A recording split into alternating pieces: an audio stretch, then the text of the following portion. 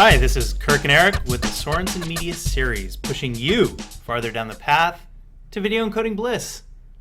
Today, we'll be focusing on presets. Kirk, tell us, what are presets? Eric, presets are encoding recipes. They contain all the information Squeeze software products need to encode media. Typically, this would include things like video and audio codec settings. Lots of options here, as well as filters to apply, container format, publishing destination, and review and approval or notification settings. Squeeze includes a fairly large amount of presets. Why? It's a great question, Eric. The goal is playback on a target screen, device, or format with optimal quality. So for instance, you'll see the tab structure of Squeeze orients to favorites, formats, and workflow. You can see the graphical notations of formats on the left-hand side of each preset, a handy way to orient you when choosing between similar formats. So in a sense, the default presets are working backwards from a finish or encoded video to apply the correct settings to the source. Yeah, that's right. The big takeaway here is balancing the amount of control Squeeze provides over the encode process without overwhelming you, the user. So can you further tune any preset within Squeeze? Precisely. Let's crack open a preset and take a look at what we find, shall we?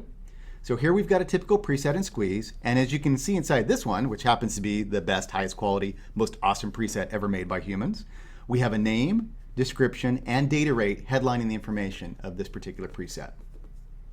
It seems like there are quite a few useful constraints included just below here as well. Absolutely.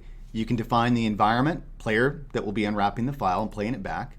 Additionally, if there's a need to keep the file under a certain size, this handy checkbox allows for setting a maximum size.